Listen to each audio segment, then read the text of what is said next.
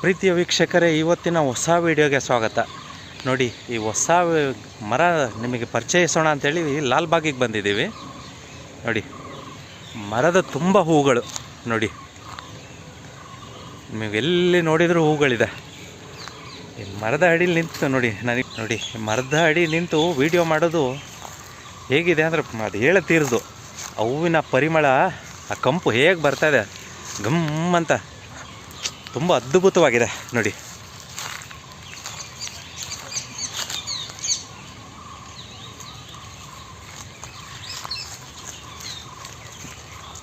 ಹಚ್ಚ ಹಸಿರು. ನೋಡಿ, ಹೂವು ತುಂಬ ಹೂಗಳಿದೆ. ಈ ಮರ ಬಂದ್ಬಿಟ್ಟು ಫೆಬೇಸಿಯಾ ಕುಟುಂಬಕ್ಕೆ ಸೇರಿದ್ದು.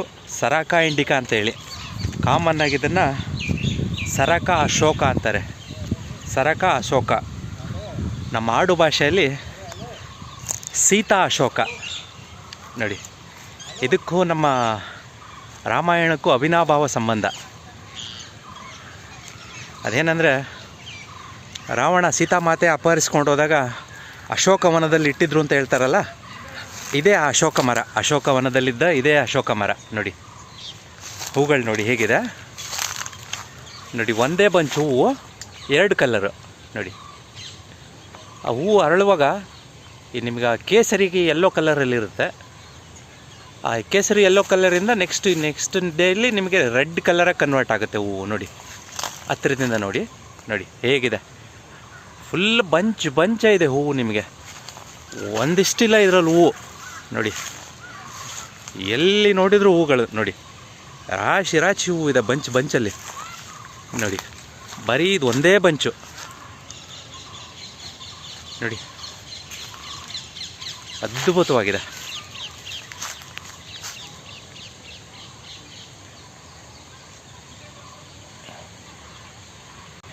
ಈ ಮರಗಳು ಹೆಚ್ಚು ಕಮ್ಮಿ ನಮ್ಮ ಇಂಡಿಯನ್ ಸಬ್ ಕಾಂಟಿನೆಂಟಲ್ಲಿ ತುಂಬ ನೋಡ್ಬೋದು. ಇಂಡಿಯಾ, ಶ್ರೀಲಂಕಾ, ಬಾಂಗ್ಲಾ, ನೇಪಾಳ್, ಭೂತಾನ್, ಪಾಕಿಸ್ತಾನ್ ಇಲ್ಲೆಲ್ಲ ತುಂಬ ಇದೆ. ಇದನ್ನು ನಮ್ಮ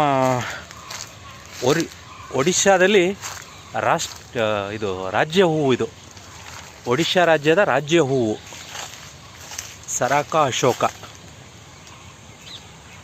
ನೋಡಿ, ಇದು ತುಂಬ ಮೆಡಿಸನಲ್ ವ್ಯಾಲ್ಯೂ ಗಿಡ. ಇದು ಹೂಗಳಿಂದ ತುಂಬ ತಂಬುಳಿ ಮಾಡಿ ಸೇವಿಸ್ತಾರೆ. ಈ ಹೂಗಳನ್ನು ಹಾಗೆ ಒಣಗಿಸ್ಬಿಟ್ಟು ಈ ನಮ್ಮಲ್ಲಿ ಗ್ರೀನ್ ಟೀ ಮಾಡ್ತಾರಲ್ಲ, ಆ ರೀತಿ ತುಂಬ ಕಡೆ ಇದು ಪ್ರಚಲಿತದಲ್ಲಿದೆ. ಆಮೇಲೆ ತುಂಬ ಕಡೆ ಆಯುರ್ವೇದದಲ್ಲಿ ಇದ್ರ ಈ ಚಕ್ಕೆಗೆ ಇದು ಕಟ್ ಮಾಡಿಕೊಂಡು ಸ್ವಲ್ಪ ಒಣಗಿಸಿ ಪುಡಿ ಮಾಡಿ ಬಿಸಿ ನೀರಲ್ಲಿ ಹಾಕಿ ಕಷಾಯ ಥರ ಕೆಲವು ತುಂಬ ಕಾಯಿಲೆಗಳಿಗೆ ಉಪಯೋಗಿಸ್ತಾರೆ ಅಂತೇಳಿ ತುಂಬ ಮಾಹಿತಿ ಇದೆ. ಬಟ್ ನಮ್ಮಲ್ಲಿ ಇದು ಯೂಸ್ ಮಾಡ್ತಾರೆ ಇಲ್ಲ ಅಂತ ನನಗೆ ಅಷ್ಟು ಮಾಹಿತಿ ಇಲ್ಲ. ಯಾರಾದರೂ ಇದ್ರ ಬಗ್ಗೆ ಸ್ವಲ್ಪ ಏನು ಯೂಸ್ ಮಾಡ್ಬೋದು ಅಂತ ಹೇಳಿ ಗೊತ್ತಿದ್ರೆ ಸ್ವಲ್ಪ. ಬೌದ್ಧ ಧರ್ಮದಲ್ಲಿ ಇದಕ್ಕೆ ವಿಶೇಷ ಸ್ಥಾನಮಾನ ಇದೆ. ಬುದ್ಧನ ಜನನವಾಗಿದ್ದು ಇದೇ ಮರದಡಿ ಅಂತೇಳಿ ಉಲ್ಲೇಖ ಇದೆ. ನೋಡಿ, ಹೂವು ಹೇಗಿದೆ. ಬೌದ್ಧ ವಿಹಾರಗಳೆಲ್ಲಿದೆ ಅಲ್ಲೆಲ್ಲ ತುಂಬ ಅವರ ಉದ್ಯಾನವನ ತುಂಬ ಈ ಮರಗಳಿರುತ್ತೆ. ನಮ್ಮಲ್ಲಿ ಇದು ತುಂಬ ಅತಿ ವಿರಳ. ಪರ್ಟಿಕ್ಯುಲರ್ಲಿ ನಮ್ಮ ಕರ್ನಾಟಕದಲ್ಲಿ ಇದ್ರ ಬಗ್ಗೆ ಅಷ್ಟು ಇದಿಲ್ಲ. ಇತ್ತೀಚೆಗೆ ನೀವು ಫೇಸ್ಬುಕ್ಕಲ್ಲಿ ನಮ್ಮ ಸ್ನೇಹಿತರಾದ ಸಂದೀಪ್ ಮಂಜುನಾಥ್ ಅವರು ಇದ್ರ ಬಗ್ಗೆ ತುಂಬ ಮಾಹಿತಿ ಇದು ಮಾಡ್ತಾಯಿದ್ದಾರೆ. ಅವರು ಸಂರಕ್ಷಿಸಿ ಬೀಜಗಳನ್ನ ಬೇಕಾದವ್ರಿಗೆಲ್ಲ ಕೊಡ್ತಾಯಿದ್ದಾರೆ. ಹಾಗಾಗಿ ತುಂಬ ಜನಕ್ಕೆ ಇದು ಇತ್ತೀಚೆಗೆ ಪರಿಚಯವಾಗ್ತಾಯಿದೆ.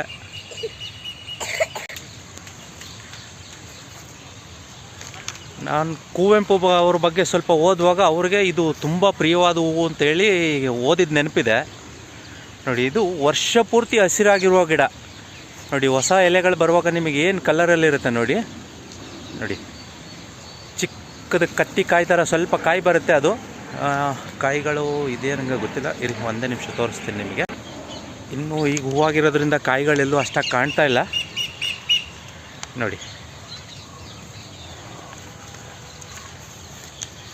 ವರ್ಷ ಪೂರ್ತಿ ಹಸಿರಾಗಿರುತ್ತೆ. ಹೂವು ಅರಳಿದಾಗ ಈ ಮರ ನಾನು ನೋಡೋದೇ ಒಂದು ಅದ್ಭುತ. ನೀವು ಯಾರಾದರೂ ಬೆಂಗಳೂರಲ್ಲಿದ್ದರೆ ನೋಡಿ, ಲಾಲ್ಬಾಗ್ ಒಂದು ಸಲ ಬನ್ನಿ, ಈ ಹೂವಿನ ಪರಿಮಳ ನೋಡಿ ಆನಂದಿಸಿ. ನೋಡಿ, ತುಂಬ ಅಂದರೆ ತುಂಬ medicinal value plant. But medicinal plant adaptation ಹೇಗೆ ಯೂಸ್ ಮಾಡಬೇಕು ಅನ್ನೋ ಮಾಹಿತಿ ಅಷ್ಟಾಗಿ ನಮ್ಮಲ್ಲಿ ಇಲ್ಲ ನೋಡಿ.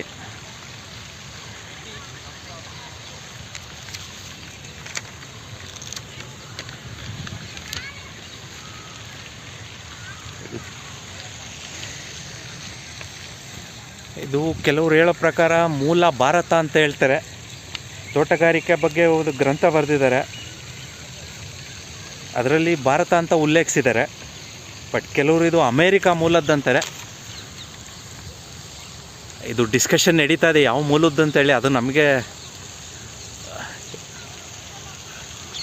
ಅದೆಲ್ಲ ನೋಡಿದ ಮೇಲೆ ಗೊತ್ತಾಗುತ್ತೆ. ನೋಡಿ, ಸದ್ಯಕ್ಕೆ ಇದು ಬರೀ ಮಾಹಿತಿ ಮಾತ್ರ ಕೊಡ್ತಾ ಇದ್ದೀನಿ ನಿಮಗೆ, ಬೇರೆ ಏನಿಲ್ಲ. ನೋಡಿ,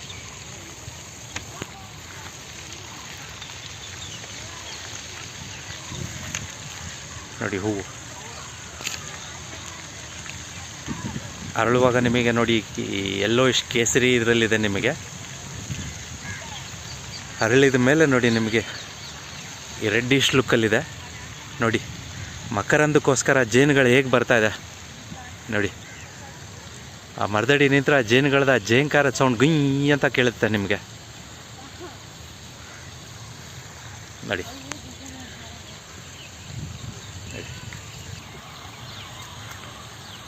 ನೋಡಿ ಸ್ನೇಹಿತರೆ, ಇವತ್ತಿನ ಮಾಹಿತಿ ಇಷ್ಟು. ಹೇಗಿದೆ ನಿಮ್ಮ ಅನಿಸಿಕೆ, ಅಭಿಪ್ರಾಯಗಳು ಏನಿದ್ರು ಕಮೆಂಟ್ಸ್ ಮಾಡಿ. ಯಾರಾದರೂ ಹೊಸೊಬ್ಬರು ಇದನ್ನು ನೋಡ್ತಾ ಇದ್ದರೆ ಈ ಥರ ಕೆಲವು ಉತ್ತಮವಾದ ಮಾಹಿತಿ ತಿಳಿಸೋಕ್ಕೆ ಸಾಧ್ಯವಾದಷ್ಟು ಪ್ರಯತ್ನ ಪಡ್ತೀವಿ. ಹೊಸೊಬ್ರು ಯಾರಾದರೂ ಇದ್ದರೆ ದಯವಿಟ್ಟು ನಮ್ಮ ಚಾನಲ್ಗೆ ಚಂದಾದಾರರಾಗಿ ಸಬ್ಸ್ಕ್ರೈಬ್ ಮಾಡ್ಕೊಳ್ಳಿ. ನೋಡಿ, ಅಶೋಕ ವೃಕ್ಷ. ಸಾಮಾನ್ಯವಾಗಿ ನಮ್ಮಲ್ಲಿ ಅಶೋಕ ವೃಕ್ಷ ಉದ್ದಕ್ಕೆ ಲೆಂತಾಗಿ ಬೆಳೆಯುತ್ತಲ್ಲ, ಅದನ್ನು ಅಶೋಕ ವೃಕ್ಷ ಅಂತಾರೆ. ಅದು ಕೂಡ ಅಶೋಕ ಫ್ಯಾಮಿಲಿಗೆ ಸೇರಿದ್ದೇನೆ. ಇದು ಅಶೋಕ ಗಿಡ ಆ್ಯಕ್ಚುಲಿ. ನೋಡಿ,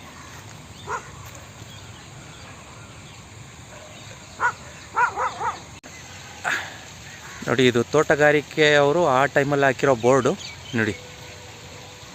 ಅದರ ಬೊಟಾನಿಕಲ್ ನೇಮ್ ಇದೆ, ಫ್ಯಾಮಿಲಿ ಇದೆ ನೋಡಿ, ಅಶೋಕ ವೃಕ್ಷ. ನೋಡಿ, ಇನ್ನೊಂದು ಸಲ ಹಿಂದಕ್ಕೆ ಹೋಗಿ ಫುಲ್ ಮರ ತೋರಿಸ್ತೀನಿ ಹೇಗಿದೆ ಅಂತೇಳಿ. ನೋಡಿ, ಮರದ ತುಂಬ ಹೂವಿದೆ ನೋಡಿ.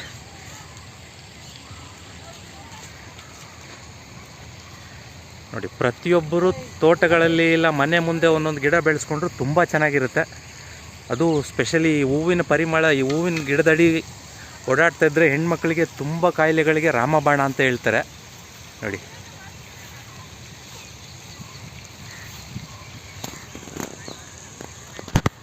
Thank you.